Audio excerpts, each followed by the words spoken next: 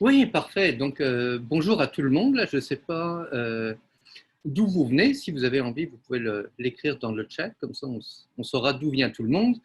Moi, présentement, je suis un peu en exil aux États-Unis à cause de la situation du virus. Mais en principe, je vais me présenter brièvement. Je suis Sébastien Weissenberger. Je travaille, comme vous voyez sur la présentation, pour la TELUC, mais j'ai aussi donc, au Québec. Et j'ai aussi travaillé comme professeur en sciences de l'environnement et de chimie à l'université de Moncton. Et j'ai fait plusieurs projets de recherche sur tout ce qui est la vulnérabilité côtière et puis les impacts des changements climatiques, l'augmentation du niveau de la mer en termes d'érosion, d'inondation, avec plusieurs intervenants au Québec, au Nouveau-Brunswick et à l'étranger aussi. On a travaillé beaucoup avec des municipalités, des commissions de services régionaux et ainsi de suite. Voilà, donc c'est un sujet qui m'intéresse beaucoup. Et je pense que surtout au Nouveau-Brunswick, mais en fait partout au Canada, partout au monde où il y a des zones côtières, on est confronté de plus en plus avec des problèmes liés à l'aménagement du territoire et euh, la montée de plus en plus visible du niveau de la mer. Dans ça, par contre, il faut tout de suite, je pourrais dire que beaucoup de problèmes qu'on met sur le dos de l'augmentation du niveau de la mer, et puis ça c'est quelque chose que je n'ai pas mis dans la présentation, mais ce serait pour une autre fois, là, que c'est souvent aussi juste l'augmentation de l'ampleur des ondes de tempête qu'on remarque. Donc plus les phénomènes météorologiques extrêmes, là, les tempêtes, les ouragans et tout ça deviennent forts, plus on a des épisodes d'inondation et puis d'érosion aussi. Donc tout n'est pas vraiment dû à l'impact de l'augmentation du niveau de la mer, qui, comme on va le voir, là, c'est pas vraiment, on ne parle pas de mètres, là, on est plus dans l'ordre des centimètres ou dizaines de centimètres, mais évidemment, à long terme, c'est quelque chose qui est absolument à prendre en compte. Et puis, merci au réseau environnemental du Nouveau-Brunswick et Tommy d'avoir organisé le séminaire. Ça nous permet d'échanger durant la période de virus, même si on ne peut pas se voir en personne. Donc, c'est vraiment une belle initiative. Puis, on a hâte d'avoir les autres séminaires aussi. Donc, j'espère que ici, tout le monde croit que les changements climatiques existent vraiment et qu'on n'a pas besoin d'attendre que toutes nos maisons soient inondées pour y croire. Aux États-Unis, ce n'est pas nécessairement le cas, mais ça, c'est une autre question. C'est un problème qui, il y avait peut-être 10-15 ans, quand mes collègues commençaient à faire de la recherche sur les zones côtières et puis les problèmes des changements climatiques, quand on faisait des réunions publiques, il y avait toujours des gens dans la salle qui disaient mais ça, c'est juste des histoires, là, vos changements climatiques, ça n'existe pas du tout, c'est juste des théories abstraites. Là. Et puis maintenant, rendu 10-15 ans plus tard, là, je pense que quasiment tous les gens qui habitent dans les zones côtières sont vraiment persuadés que les changements climatiques existent parce qu'on en voit déjà les impacts de nombreuses manières. Voilà, donc, j'essaie toujours de commencer par quelques exemples assez frappants de risques côtiers qui sont liés justement aux inondations, l'augmentation du niveau de la mer, les tempêtes, comme la Nouvelle-Orléans en 2005, l'ouragan Katrina qu'on voit ici, ou bien quelques années plus tard, les grandes inondations qu'il y a eu à New York avec l'ouragan Sandy, ou plus récemment les inondations à Houston, ça c'était, je ne me souviens plus, 2015 peut-être, où tout le monde se promenait en bateau dans leur ville au lieu d'être en voiture. Et évidemment, chez nous, au Nouveau-Brunswick, beaucoup de gens se souviennent de la grosse tempête de 2010 là, qui a causé énormément d'inondations, surtout dans le sud-est, mais en fait dans toute la zone côtière dans l'est du pays et en Gaspésie aussi, et sur la côte nord du Québec, donc vraiment partout dans la région. Alors, une question qu'on pose souvent, et puis peut-être que cette image, vous l'avez déjà vue dans le documentaire de Al Gore, An Inconvenient Truth. Je n'ai pas le titre en français, mais vous l'avez peut-être vu. C'est jusqu'à où le niveau de la mer va-t-il augmenter? Et puis, donc ça, c'est une image qu'on voit qui en fait a été construite à partir d'un scénario de 6 à 7 mètres d'augmentation du niveau de la mer. Et puis, est-ce que ça, c'est un scénario qui est réaliste ou pas réaliste? Je ne vais pas vous donner la réponse tout de suite, mais on va voir que la réponse peut être oui ou non selon ce qu'on considère. Et puis aussi, dans les diapositives, vous allez voir qu'il y a toujours du texte en anglais et en français. C'est parce qu'on va faire deux séminaire, un webinaire, un en français, un en anglais, là, mais je me suis dit, je vais utiliser les mêmes slides pour les deux séminaires, donc il y a toujours les deux langues dessus. Puis on pourra aussi vous mettre à disposition la présentation si vous voulez. Donc, un facteur très frappant, c'est quand on voit le rythme d'augmentation du niveau de la mer. Si vous regardez, donc ça c'est un graphique qui avait été fait par l'université de Moncton à partir de données scientifiques qui sont bien connues dans la littérature. Quand on regarde le taux d'augmentation du niveau de la mer, donc l'échelle verticale, sur les dernières 3000 années, on voit que sur les derniers 3 millénaires, on avait un taux d'augmentation qui était très très petit, de 0,1 à 0,3 mm par an.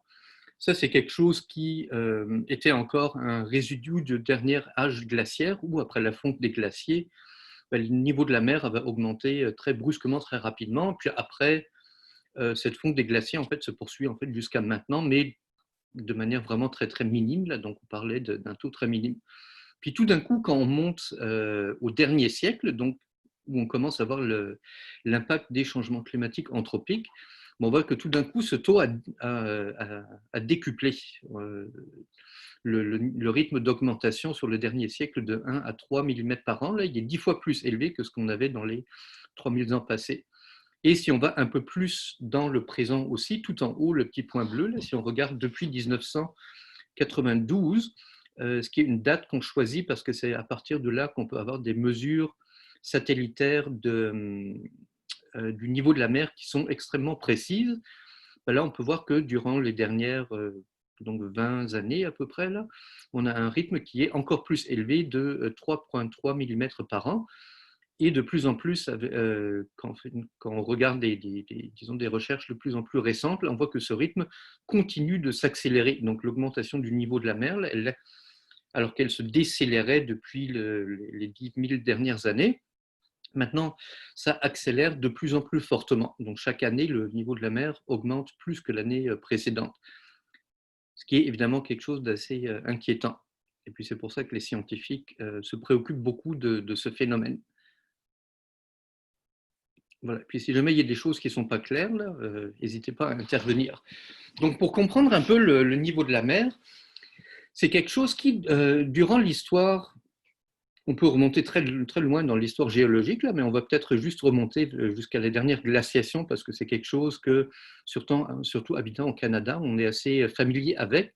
Donc l'époque où il y avait des grands glaciers continentaux sur toute l'Amérique du Nord, même le Nouveau-Brunswick était quasiment entièrement recouvert de glaciers à certains moments. Et puis, durant cette période, le niveau de la mer était beaucoup moins élevé que maintenant, ce qui est assez logique parce que toute l'eau qui était contenue dans les glaciers, qui faisait quand même jusqu'à 3 km de haut à certains endroits, sur les grandes calottes qui étaient sur l'Europe du Nord et puis sur l'Amérique du Nord, c'est une quantité considérable d'eau qui était en fait de l'eau qui avait plus dans l'océan, donc le niveau de la mer était beaucoup moins élevé.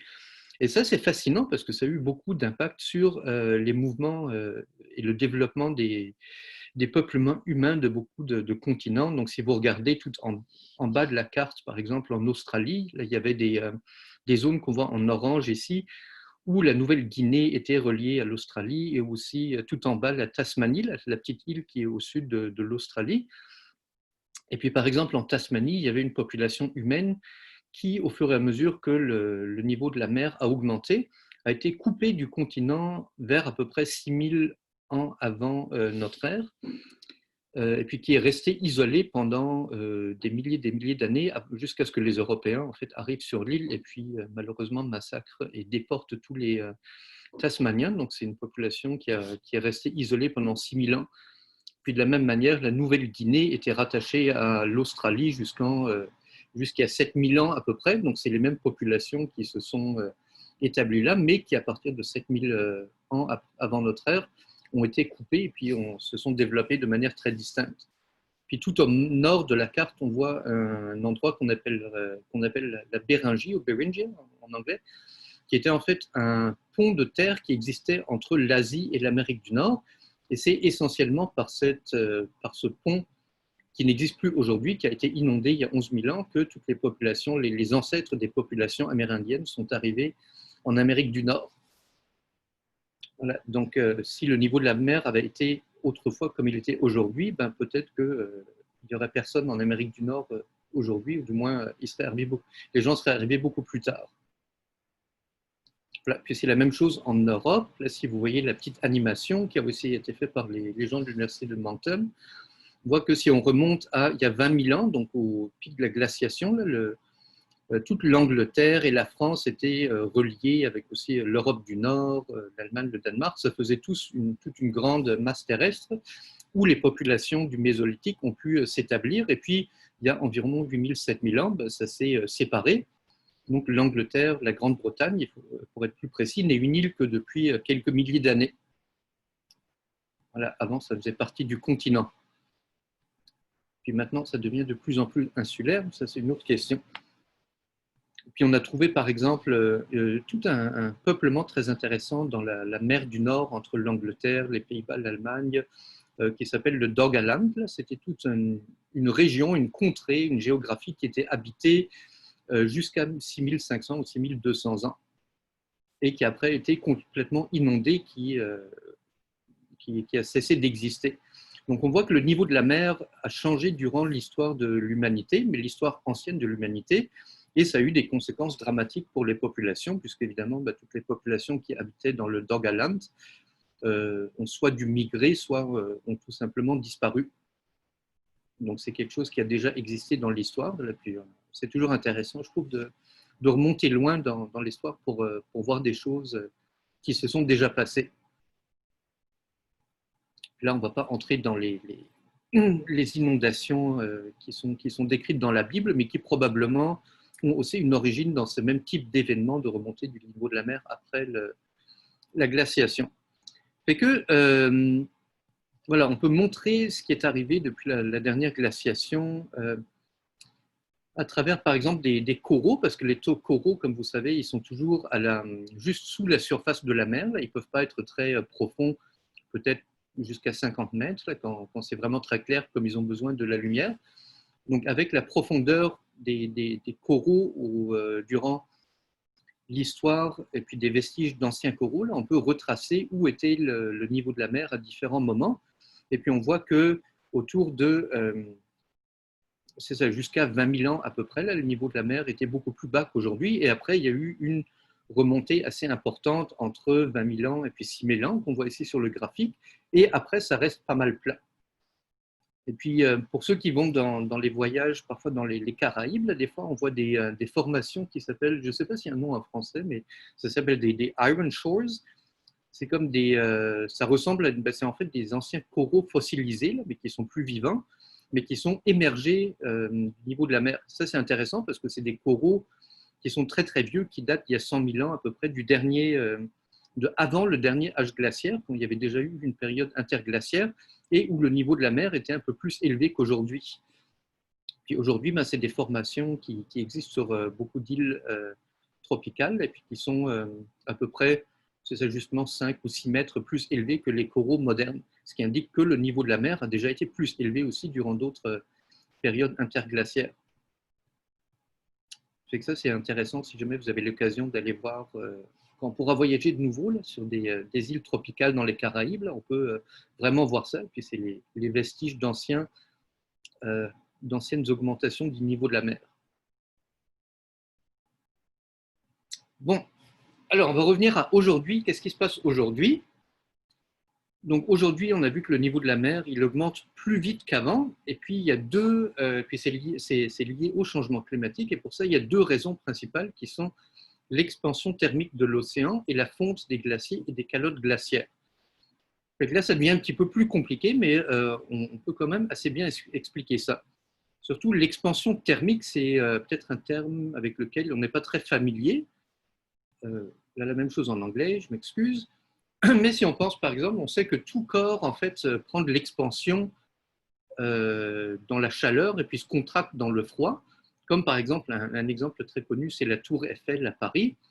Je ne sais pas si certains d'entre vous l'ont déjà vu, mais c'est intéressant parce que c'est un édifice qui fait, je pense, 312 mètres à peu près. Et en fait, comme il est construit entièrement en acier, l'été, dans la chaleur, il prend de l'expansion et puis il peut être 20 cm plus haut que la moyenne. Tandis qu'en hiver, s'il fait vraiment froid l'hiver, elle peut rétrécir de 10 cm. Donc ça, c'est le principe de l'expansion thermique, que plus il fait chaud, plus les corps vont se dilater, puis plus il fait froid, plus les corps vont se contracter. Donc les métaux, on le voit très bien, là, puis on le voit aussi pour du béton ou d'autres structures comme nos ponts par exemple, où on doit souvent mettre des jointures pour qu'il n'y ait pas de craque dans le béton durant les hivers qui sont très froids. Là. Donc souvent quand on voit des petites jointures sur des ponts où il y a des petits gaps, des fossés, là, je ne sais pas comment on veut dire, de quelques centimètres, ben c'est là justement pour pouvoir accommoder l'expansion thermique. Donc en fait, c'est un phénomène qu'on connaît tous très bien, il suffit de savoir où regarder. Puis pour les liquides, en principe, c'est la même chose. Si vous remplissez une friteuse avec de l'eau, de l'huile à froid jusque tout à fait au bord, et puis qu'on commence à la chauffer, ben, ce qui va arriver, c'est que la friteuse va juste déborder, ce qui n'est pas très heureux. Et pour l'eau, en principe, c'est la même chose, mais l'eau a vraiment un coefficient d'expansion thermique très très faible, donc ça ne prend pas beaucoup d'expansion. Si on met, comme ici dans la figure, un bocal d'eau sur une plaque chauffante, l'eau ne va pas vraiment beaucoup se dilater. Si on met un verre d'eau au micro-ondes et puis qu'on le réchauffe, là, on ne va pas vraiment voir que le verre d'eau est plus plein avant qu'après. Il y a d'autres liquides qui le font beaucoup plus, comme par exemple le mercure, qu'on connaît tous très bien.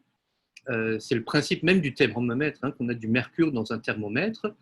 Comme ici, je ne sais pas si c'est juste du mercure, il y a un colorant aussi qu'ils ont rajouté là, mais le principe du thermomètre, c'est que le mercure, il se dilate quand il fait chaud, donc il va juste monter plus loin dans le tube, et puis il se contracte quand il fait froid, donc il va descendre plus loin dans le tube. C'est le même principe de dilatation thermique ou d'expansion thermique.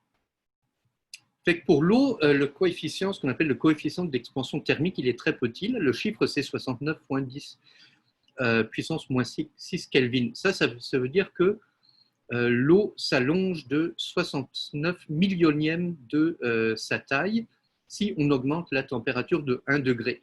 Fait qu'on voit que c'est vraiment très très petit. Donc dans un verre d'eau, là, on verrait vraiment pas une grande différence. Mais évidemment, quand on prend tout l'océan, il est vraiment grand et il est très profond. La profondeur moyenne de l'océan, c'est à peu près 4000 mètres. Donc, si on fait le calcul, comme vous voyez à gauche, là, on peut voir que 4000 mètres multiplié par ce petit coefficient d'expansion thermique, ça veut dire que l'océan va se réchauffer de à peu près 28 cm pour chaque degré qu'on le réchauffe.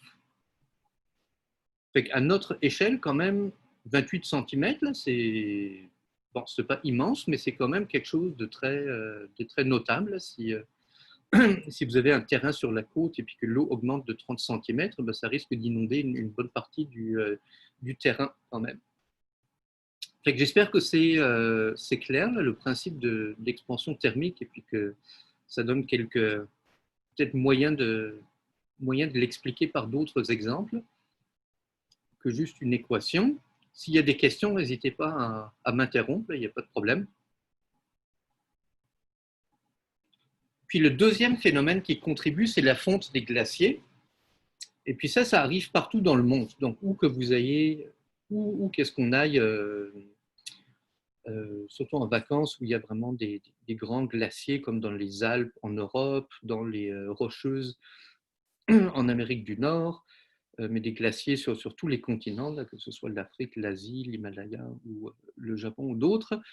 Quasiment tous les glaciers au monde sont en train de reculer, de perdre de taille. Puis ici, on voit la courbe qui est cumulée pour tous les glaciers du monde, fait qu'on voit qu'il y a une perte de masse de glaciers qui est vraiment significative et très importante et qui va de manière continue depuis les années 50 où on a commencé à avoir des mesures beaucoup plus précises et on voit que même ça a tendance à s'accélérer un petit peu à partir de 1980-1990. Là, on voit que cette courbe devient de plus en plus pentue, ça veut dire que les glaciers perdent de plus en plus de masse.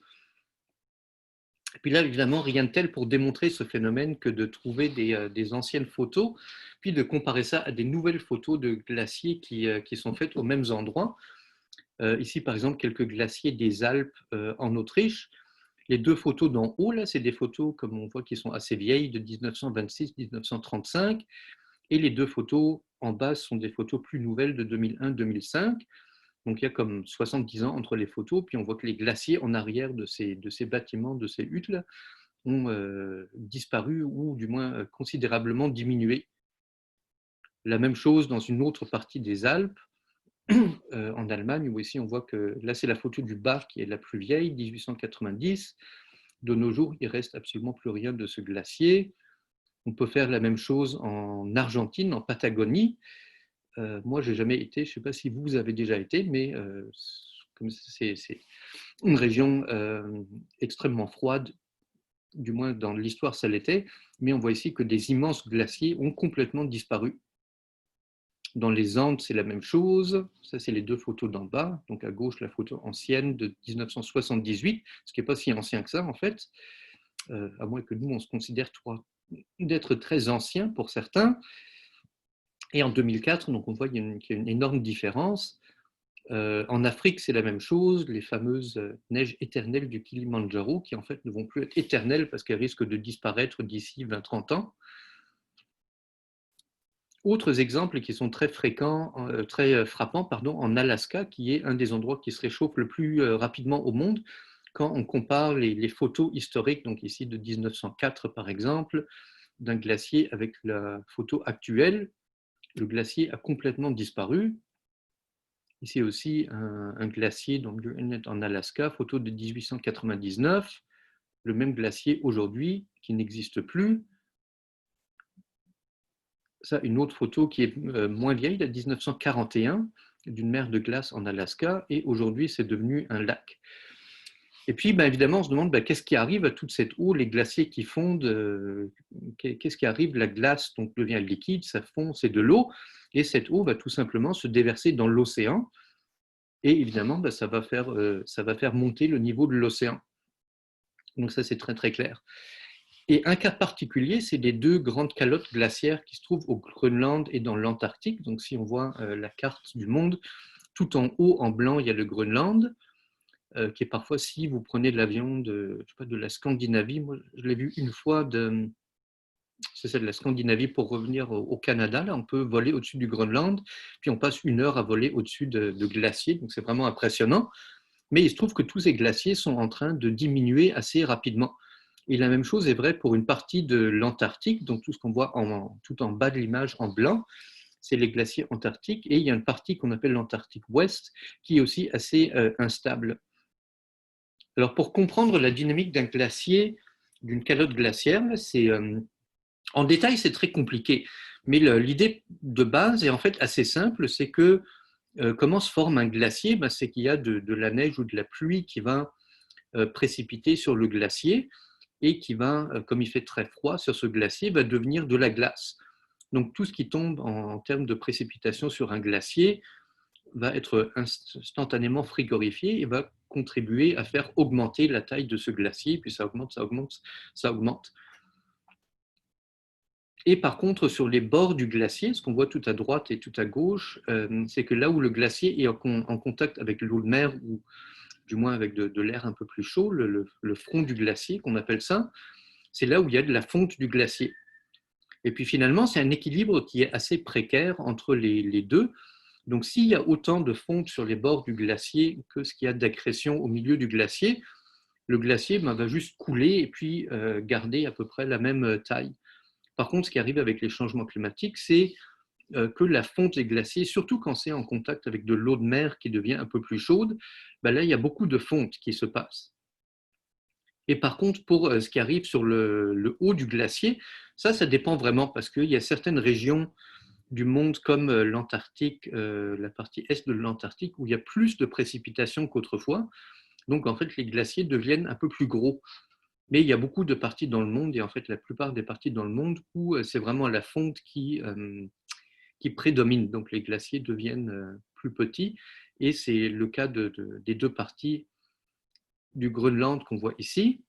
Donc où ici on voit tout ça en termes de glaciers, mais on voit qu'il y a beaucoup de glaciers qui sont dans des fjords, dans des bras de mer, et puis là il y a beaucoup de fonte qui se passe et qui devient de plus en plus rapide. Et ça contribue énormément au niveau de la mer. En tout, sur le Groenland, si toute la glace du Groenland fondait d'une fois, mais ce qui ne va pas arriver, là, mais théoriquement, si ça arrivait, ça augmenterait d'à peu près 6 ou 7 mètres le niveau de la mer. Et c'est la même chose pour la calotte d'Antarctique Ouest. Et puis on voit ici que la fonte, selon des prévisions, ça c'est des modèles climatiques, là, c'est quelque chose qui n'arrive pas instantanément, mais ça prend plusieurs milliers d'années pour fondre complètement. Donc ce n'est pas quelque chose qui va arriver d'aujourd'hui à maintenant, comme on pouvait voir dans le film. Comment il s'appelait ce film? Ça va me revenir plus tard, là. Un film catastrophe hollywoodien d'il y a quelques années. The Day After Tomorrow, le jour après demain.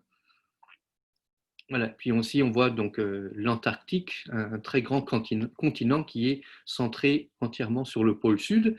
Et il y a la partie qui est tout à gauche dans l'image qu'on appelle la calotte de l'Antarctique Ouest qui a tendance à fondre plus rapidement que c'était le cas. Et c'est une fonte qui s'accélère aussi. Donc là, il y a une contribution qui pourrait être de jusqu'à 6 mètres du niveau de la mer. Et puis, on pense que dans l'histoire, durant la dernière période interglaciale, qu'on appelle l'interglacien émien, il y a 125 000 ans, donc très très longtemps, mais il y avait déjà des humains dans ce temps-là, ça avait contribué à 4 à 6 mètres d'augmentation du niveau de la mer. Voilà. Et une autre question qu'on se pose souvent, là, c'est, on parle beaucoup souvent, et puis vous avez sûrement déjà entendu parler de la fonte ou de la diminution de la banquise arctique, donc juste au-dessus de nos têtes, là, entre le Groenland, la Russie, le Canada, l'Alaska, il y a cette grande banquise qui se forme tous les hivers. Et puis, tous les hivers, depuis 30, 40 ou 50 ans, il y en a de moins en moins, comme on peut voir ici de manière très frappante, là, où, à la fin de l'été, donc en septembre, entre 1984 et 2016, là, on voit que la superficie de la banquise a énormément diminué. On voit bien ça, hein. Ben, ça, la diminution de la banquise, bien que ça ait des conséquences absolument dramatiques sur tout ce qui est les écosystèmes, donc par exemple les phoques ou les ours blancs qui ont besoin de banquises côtières pour se reproduire ou pour chasser, ça a des influences sur les courants océaniques, la circulation thermohaline aussi, sur l'albédo de la Terre, donc ça c'est le pouvoir de réfléchir les rayons du soleil. Ça a des influences sur la navigation, donc on parle beaucoup du passage du nord-est ou du nord-ouest qui pourrait être accessible d'ici quelques années, mais ça ne fait absolument rien, ça n'a aucune contribution à l'augmentation du niveau de la mer. Et est-ce que vous savez pourquoi? Ben là, on ne peut pas se parler, mais je suis sûr que certains le savent déjà, que c'est le principe d'Archimède. Donc le principe d'Archimède qui veut dire qu'un objet flottant déplace un volume d'eau qui correspond à sa masse volumique. Ça veut dire que de la glace qui flotte sur l'eau, et puis ça c'est la définition en fait d'une banquise, c'est que c'est de la glace qui flotte sur l'eau, parce que la glace est un peu plus légère que l'eau, ben, elle déplace déjà un volume d'eau qui est équivalent à sa masse volumique. Ce qui veut dire que quand la banquise fond, en fait, toute l'eau de la banquise va juste rejoindre l'océan, mais le niveau va rester absolument pareil. Si vous voulez, et puis ça, ce serait pareil pour n'importe quel corps flottant, donc c'est la même chose pour un bateau. Un bateau déplace un volume d'eau qui correspond exactement à sa masse volumique. Et puis la seule raison pour laquelle un bateau flotte, c'est parce qu'il y a beaucoup d'air dedans. Et si, comme le Titanic, on remplace de l'air par de l'eau, ben là, sa masse volumique, tout d'un coup, devient plus importante que celle de l'eau et le bateau va couler. Mais si vous voulez essayer ça ou démontrer ça, un exemple très connu, c'est le verre de whisky avec des glaçons. Si on attend assez longtemps que les glaçons fondent, je ne sais pas si vous avez un verre de whisky avec vous présentement, là vous pourriez l'essayer, peut-être plus tard ce soir. Le niveau du whisky ne va pas diminuer dans le verre, tant qu'on ne boit pas le whisky, ça c'est autre chose, il va juste être dilué. Puis en salle de classe, là vous pourriez faire la même démonstration avec un verre d'eau où on met des glaçons au début de la classe, là, puis on peut écrire le niveau sur le verre au début, et puis si il fait assez chaud, là, puis que la classe est assez longue, la glace va avoir complètement fondu dans le verre d'eau, et en principe, le niveau de l'eau ne devrait pas avoir changé par rapport à ce qu'il était avant. Fait que ça, c'est le principe d'Archimède, et puis ça s'applique aussi à toutes les calottes glaciaires. Donc, c'est sûr que la fonte des calottes glaciaires, c'est un grand problème du point de vue climatique et écologique.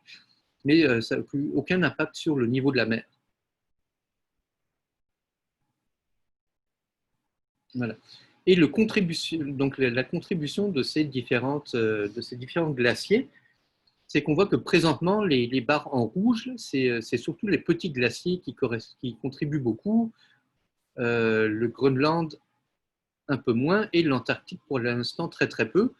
Mais si on voit les grandes barres blanches ici, c'est la contribution potentielle qu'il y a. Ce n'est pas la même échelle, là, on s'en doute. Donc on voit que la contribution potentielle des petits glaciers est relativement limitée. Celle du Groenland est déjà un peu plus élevée. Celle de l'Antarctique en son ensemble est très grande. L'Antarctique en entier, là, il y a assez de glace dedans ou dessus, je voudrais dire, pour faire augmenter le niveau de la mer de 20 mètres en tout. Donc ça, là, on est vraiment dans des scénarios catastrophes, là, mais ce n'est pas arrivé depuis des dizaines de millions d'années, donc ça ne va pas arriver non plus dans le présent. Puis après, il y a quelques autres contributions, mais qui sont assez faibles au niveau de la mer, mais auxquelles on ne pense pas très souvent. Par exemple, tous les réservoirs, qui soient hydroélectriques ou des réservoirs qui sont juste pour le stockage d'eau ou pour le contrôle des inondations, là, depuis la Deuxième Guerre mondiale, on a recensé à peu près 30 000 nouveaux réservoirs au monde, beaucoup en Russie, beaucoup en Chine, en Amazonie, mais aussi au Canada. On a énormément de réservoirs, que ce soit au Manitoba, au Québec. Toute l'électricité au Québec est d'origine hydroélectrique, donc c'est toutes des réservoirs. Et puis ça, c'est de l'eau qu'on stocke sur la Terre et puis qu'on empêche de s'écouler dans les océans. Donc en fait, ça fait baisser le niveau de la mer et puis on estime que c'est à peu près 23 mm par an depuis 1940 qu'on a fait baisser le niveau de la mer en construisant des réservoirs. Par contre, l'humanité, on fait aussi le contraire en utilisant de l'eau fossile, donc tout ce qui est les aquifères qu'on utilise beaucoup. Bon, on en utilise pour les puits parfois dans nos propriétés, mais on les utilise surtout pour l'irrigation dans les zones agricoles comme dans le Midwest américain. C'est tout de l'eau qui est basée sur des aquifères qu'on utilise. Et puis ça, c'est de l'eau qui était là depuis des milliers d'années. Donc maintenant, on la déverse à la surface de la Terre. Et évidemment, ça va s'écouler dans les océans. Donc ça, on estime qu'il y a à peu près 0,26 mm par an d'augmentation du niveau de la mer là, qui est causée par l'utilisation d'eau fossile. Après, il y a aussi des cycles climatiques comme El Niño, la Niña ou la fonte du pergélisol qui peuvent aussi contribuer à soit stocker, soit relâcher de l'eau qui est sur les continents, qui ne va plus être dans la mer. Mais ça, c'est un peu compliqué, puis on n'a pas besoin de s'attarder à ça. Si vous voulez, on peut en parler plus à la fin. Donc, pour revenir à la question, jusqu'où le niveau de la mer va-t-il augmenter? Ben, en fait, il y a toujours les projections qu'on va souvent de l'IPCC, puis du GIEC, comme on dit en français. Peut-être que ça, vous les avez déjà utilisés dans vos cours, et puis qui changent toujours d'un rapport à l'autre. Donc, le rapport de 2001 n'a pas les mêmes chiffres que le rapport de 2007, qui n'a pas les mêmes chiffres que 2014. Et puis, on voit ici qu'il y a plusieurs enveloppes de couleurs aussi. Puis, comment les comprendre? C'est que chaque couleur ici, ça correspond à un scénario d'émission. Parce qu'en fait, le facteur principal qui va dicter jusqu'où le niveau de la mer va augmenter, ce sont les émissions humaines. Donc, plus on augmente de CO2, plus on a de chances que le niveau de la mer augmente rapidement et fortement. Donc, les meilleures prévisions, les plus optimistes, c'est autour de peut-être un demi-mètre ou quelque chose comme ça, si les émissions sont faibles, et quelque chose autour de 0,7 ou 0,8 mètres, donc 70-80 cm, si les émissions sont fortes. Mais ça, c'est des chiffres, il faut faire très attention quand on les utilise parce que c'est vraiment juste une partie de la vérité. Puis dans le rapport du GIEC, il y a des longues explications de ça. Un aspect, c'est que dans ces prévisions-là, on ne considère pas l'accélération de la fonte des calottes glaciaires du Groenland et de l'Antarctique. Et ça peut complètement changer les chiffres. Ça peut les faire augmenter très considérablement. Et que ça, c'est des chiffres qu'on appelle très conservateurs. Et puis quand on les utilise et puis qu'on en parle, il faut être conscient que c'est un peu quasiment le best case scenario, le meilleur scénario possible, et que le risque en vérité est beaucoup plus élevé. Puis si on compare différents types de scénarios qui sont, ou de modélisation qui sont présents dans la littérature, On voit qu'il y a les prévisions du GIEC, donc le GIEC 2001, 2007, 2013, où on a des fourchettes qui deviennent de plus en plus petites dans leur ampleur, dans lequel il y a moins d'incertitudes. Mais vous voyez encerclé en rouge, là, il y a tout un ensemble de prévisions qui sont basées sur ce qu'on appelle des modèles semi-empiriques. C'est-à-dire, ça, c'est des modèles qui comparent comment est-ce qu'était le niveau de la mer autrefois dans l'histoire géologique de la Terre, et on compare ça avec la température, le forçage radiatif, donc ça c'est une mesure des gaz à effet de serre, ou carrément les concentrations de CO2 qu'il y avait dans ces périodes historiques, et on reconstruit par rapport aux températures qu'on a aujourd'hui ou qu'on attend pour 2100 et au taux de CO2 qu'on a aujourd'hui dans l'atmosphère. Et puis selon ces données-là, là, on aurait d'ici 2100 des augmentations qui pourraient être beaucoup plus élevées jusqu'à 1,5 mètre ou même 2 mètres selon certaines estimations. Donc on voit que l'augmentation pourrait en fait être beaucoup plus importante que ce que on peut comprendre dans les rapports du GIEC. Et puis ça, c'est quelque chose qui est vraiment important de comprendre, autant quand on fait de l'éducation ou de la formation sur les changements climatiques, mais évidemment aussi pour les décideurs et puis pour notre aménagement du territoire. Là, si on se fie juste sur le modèle du GIEC et qu'on dit que, on ne peut pas dire les modèles du GIEC, mais sur les données présentées dans les rapports du GIEC et puis qu'on dit que ça ne va pas être plus de 1 mètre, là, on pourrait construire des choses dans des zones qui en fait risquent d'être inondées beaucoup plus rapidement qu'on pense. Donc ici, on voit quelques comparaisons. Ça, c'est dans un livre vraiment très intéressant que je peux vous recommander de David Archer, un géochimiste américain de Chicago. Est-ce qu'il y a une traduction en français? Je ne pense pas. Mais si vous êtes familier avec l'anglais, un livre The Thaw, donc comment les humains ont changé le climat de la Terre pour les prochains 100 000 ans. Des fois, on peut trouver ça dans des bibliothèques à Montréal. Je sais qu'on peut le trouver dans les bibliothèques municipales. Un livre très intéressant. Et là, on peut voir que quand on compare aujourd'hui avec des périodes dans le passé en termes de température moyenne, aujourd'hui, on a une température de moyenne de à peu près 1 degré de plus que dans le passé. Mais si on va dans des endroits où la température était des endroits dans le passé comme le dernier interglaciaire, le deuxième point à droite, la température n'était pas tellement plus élevée que celle d'aujourd'hui. Par contre, le niveau de la mer était beaucoup plus élevé, à peu près 5 à 6 mètres plus élevé. Donc ça, c'est quand même une grosse différence. Ou si on va le deuxième point qu'on a, le Pliocène, ici, il y a à peu près 3 millions d'années. Et puis ça, c'est intéressant, c'est pour ça que j'ai mis la flèche bleue, parce que durant le Pliocène, on avait à peu près les mêmes concentrations de CO2 qu'on a aujourd'hui dans l'atmosphère. Et par contre, on avait un niveau de la mer qui était 22 mètres plus élevé. Et ça, c'est absolument considérable.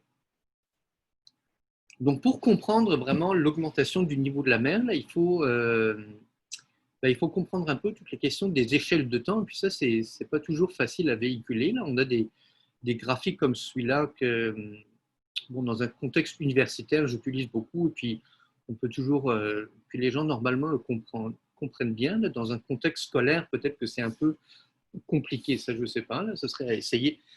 Mais ce que ça veut dire, c'est que la courbe orange qu'on voit tout au début, c'est les émissions de CO2. Et puis, si on arrêtait nos émissions de CO2, donc ça, c'est le pic d'émissions de la courbe orange, après, il y a toute une série de phénomènes qui vont s'atténuer avec le temps. La première, c'est la courbe bleue qui est juste en bleu ou en violet, là, qui est juste à côté. La stabilisation du taux de CO2 dans l'atmosphère, ça va prendre 100 à 300 ans à peu près. Et puis en lien avec ça, c'est la courbe rose qui veut dire que la stabilisation des températures, ça prend à peu près la même période, là, quelques centaines de siècles. Donc même une fois qu'on a arrêté d'émettre du CO2 dans l'atmosphère, il va quand même y avoir encore un réchauffement qui va continuer pendant quelques siècles. Et après, on voit la courbe qui est en bleu, en cyan peut-être, là, en bleu très profond, puis qui a tendance à s'amenuiser. Ça, c'est la contribution de l'augmentation du niveau de la mer qui vient de l'expansion thermique. Donc ça, on en avait parlé au début. Ça dure à peu près un millénaire, et ça, c'est dû au phénomène de circulation thermohaline, que probablement c'est un peu compliqué d'expliquer en classe, là, mais c'est tout le mélange des océans qui est dû aux différentes densités, puis aux courants océaniques, et puis qui permet de mélanger l'océan en profondeur. Et puis ça prend à peu près un millénaire pour que l'océan soit mélangé une fois. Puis pendant tout ce temps, l'océan va se mettre en équilibre avec la température de l'atmosphère. Donc ça prend à peu près un millénaire pour que l'océan soit en équilibre, atteigne la même température que l'atmosphère. Et pendant tout ce temps-là, l'océan va continuer de se réchauffer, il va continuer de prendre de l'expansion. Et par contre, le phénomène le plus préoccupant, c'est la courbe en bleu pâle qu'on voit.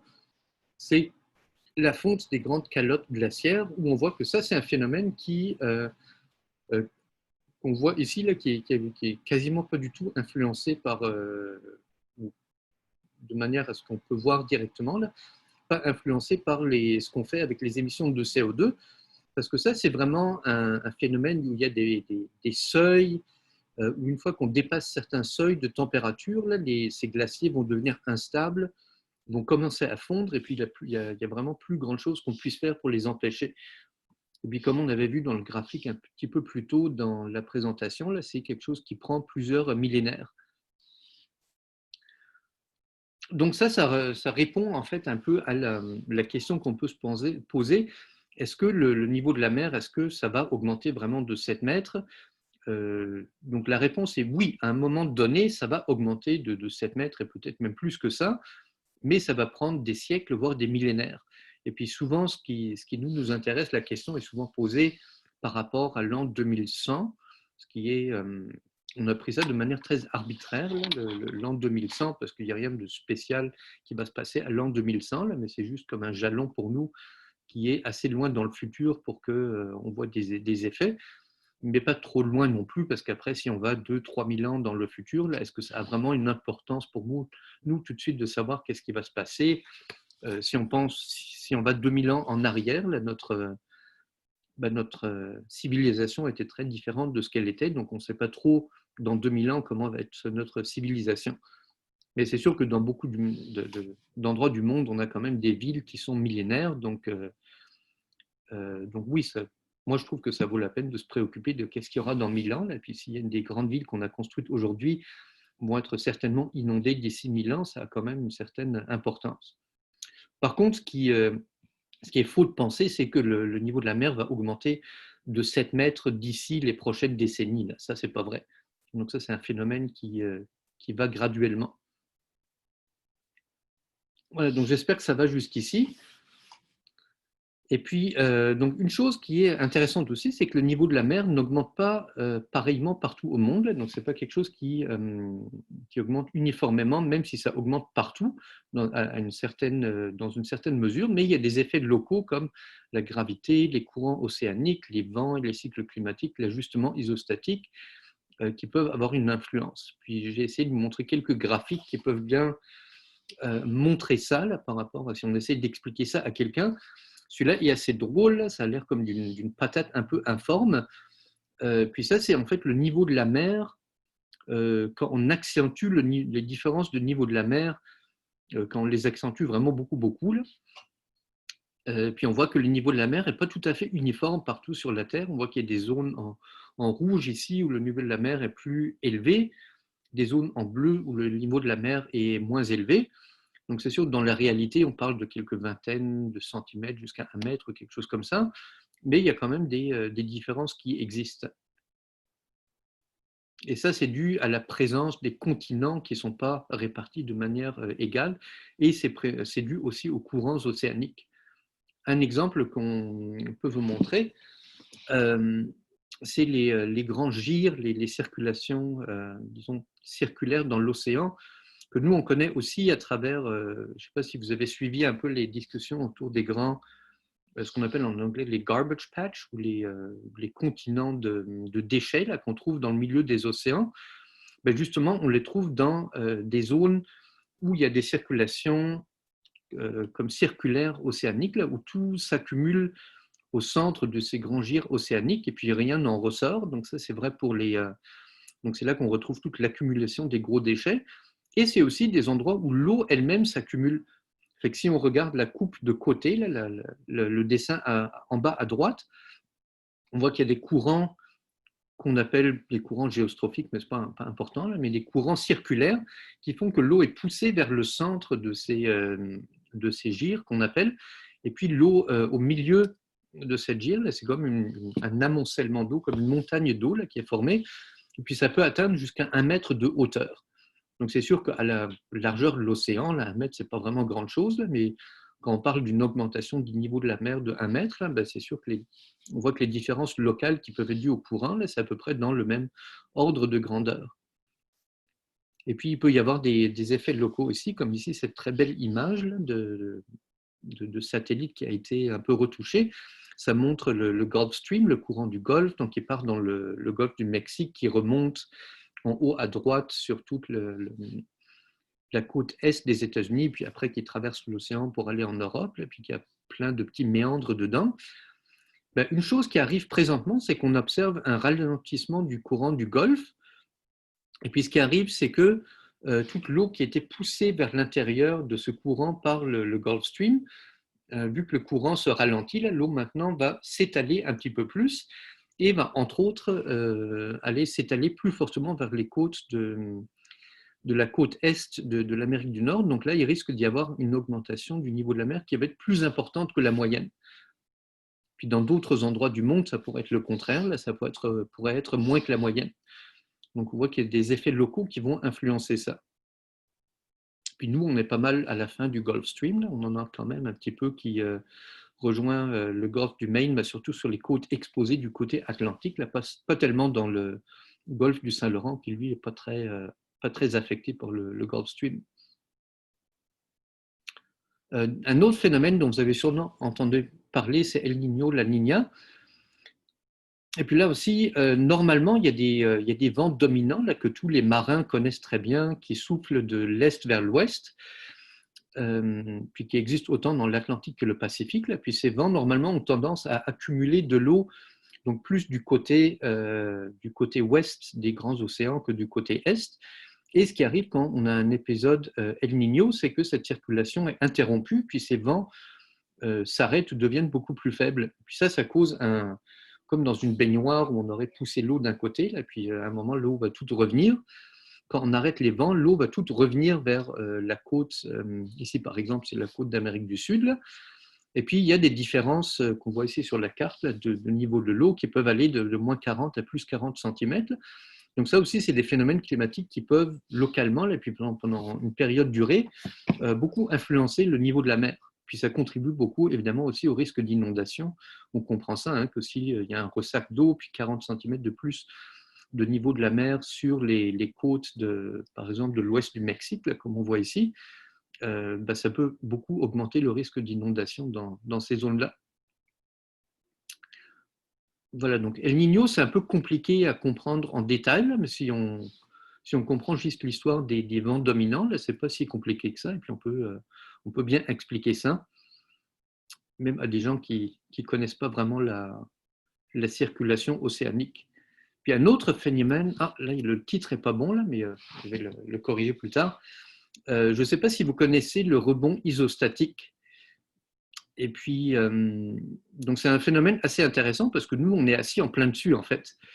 Puis l'origine de ce phénomène, c'est que à un moment, là, je n'ai pas mis de graphique, là, on aurait pu en rajouter un, mais à un moment, il y avait beaucoup de glaciers de 3 jusqu'à 5, je pense, kilomètres d'épaisseur qui étaient sur le nord de notre continent, donc pas mal là où on est assis présentement, où on était pas mal, pour nous tous, à la frontière de ces glaciers, mais on comprend que tout ce poids de glacier, là, ça a enfoncé les continents qui se sont...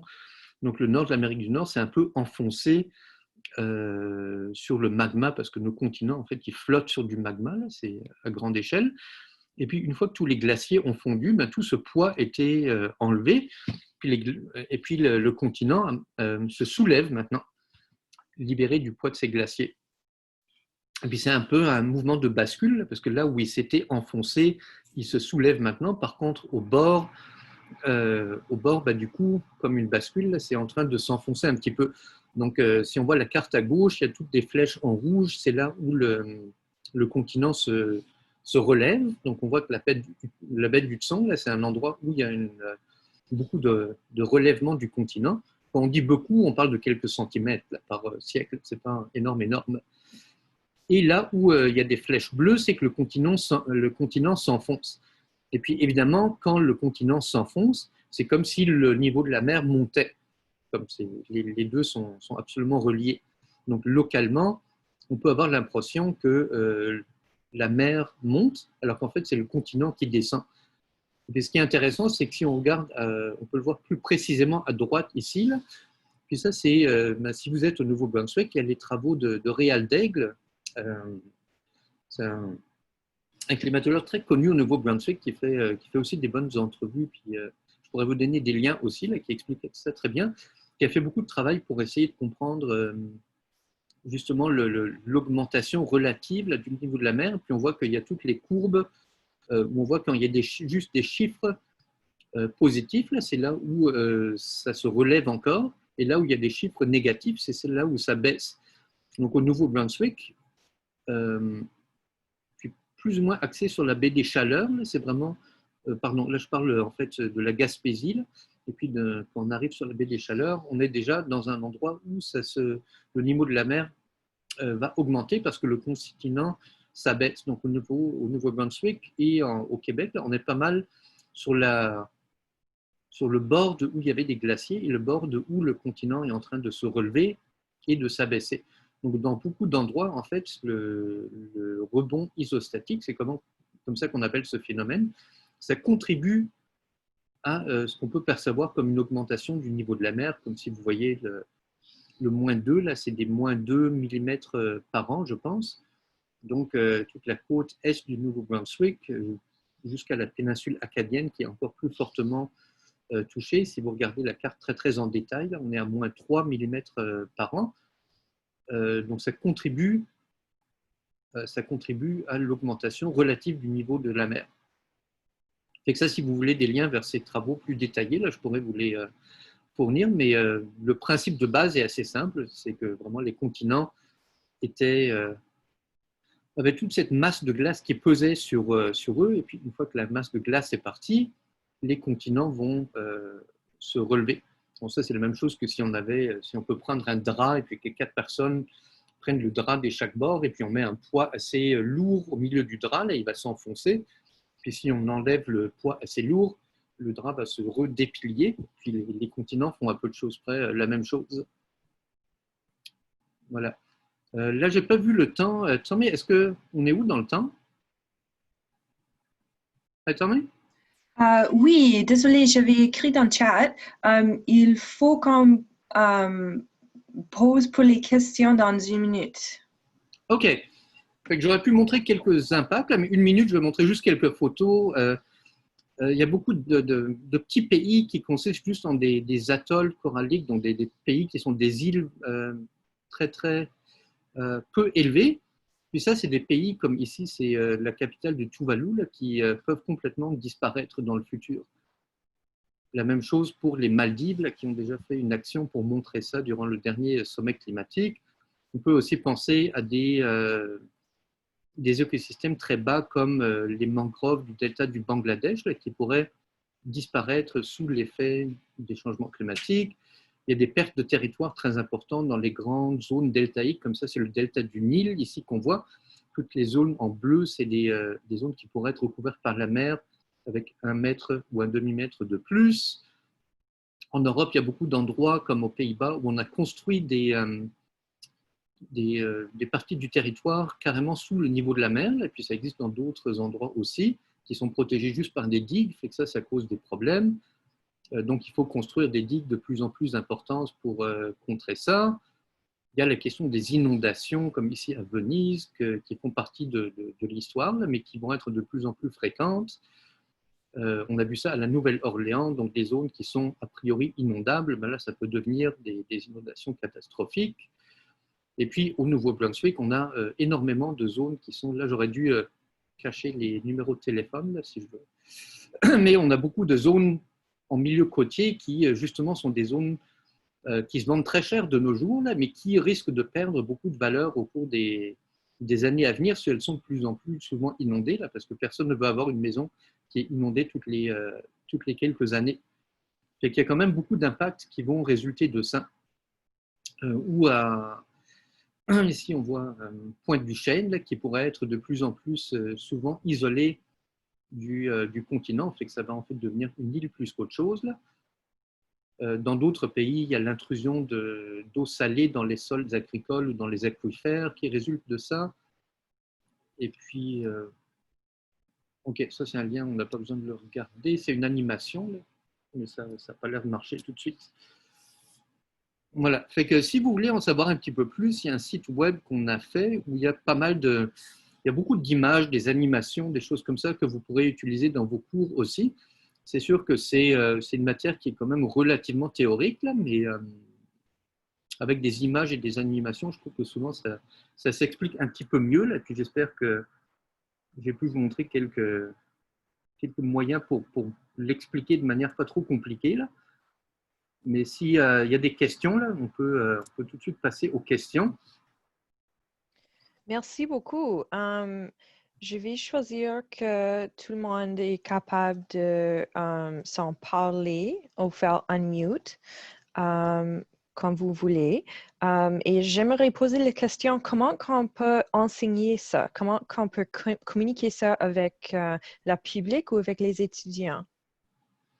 Donc, comme j'avais montré, c'est souvent, ce qui est important, c'est de montrer des exemples de qu'est-ce qui peut se passer, puis d'utiliser des animations, puis des graphiques, là, parce que si on explique tout de manière trop théorique, ça devient compliqué, là, surtout pour les enfants, de toute façon, c'est vraiment compliqué. Là. Mais des fois, avec des images et des petites animations, là, on peut expliquer certains principes scientifiques là, qui contribuent au niveau de la mer. Et puis une chose qui est vraiment importante à expliquer, c'est que je trouve vraiment important, autant pour des adultes, des spécialistes que des non spécialistes, c'est la question des échelles de temps, là, que souvent on parle de choses qui vont avoir lieu dans 100 ans, dans 1000 ans. Là. Puis ça, des fois, pour nous, c'est vraiment difficile de mettre ça dans notre tête, là, parce que c'est des échelles de temps qui sont tellement longues qu'on a du mal à se familiariser avec.